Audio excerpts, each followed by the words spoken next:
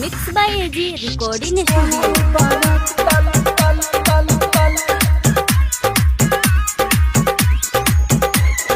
Music by Nishad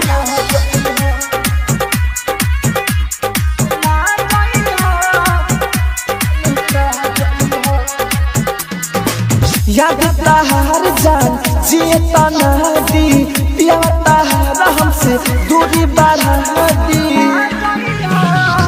याद तहार जान जिए तना दी पिया तहार हमसे दूरी बढ़ा दी। कोरोना गलत उठाई हा तू कदम जान जहरिया तू ना खाई हा। कोरोना गलत उठाई हा तू कदम जान जहरिया दुलिया में पिया के ना जइहा आई बारात तालुका जइहा। दुलिया में पिया के ना जइहा आई बारात तालुका जइहा। Mix by AG recording studio.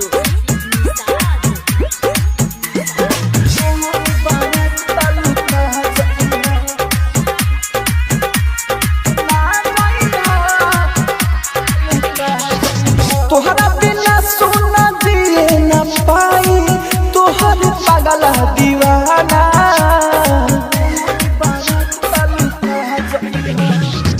प्यार के हमारा तू इज्जत बचैहा जानो पादिया तू माना। अभी ले दीवाना मानल बाटे केहू न बातई जानल बाटे। तोहरा से पहले हम दूसरा के बानी कही के क्रिया तू खा जाइहा।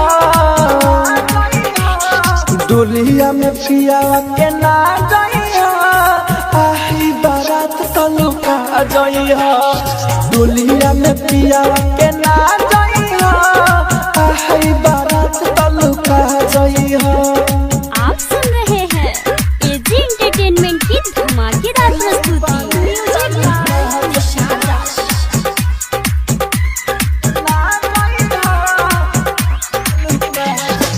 जाने हमर तू ही हाउए रानी कहे राहुल राजा धानी।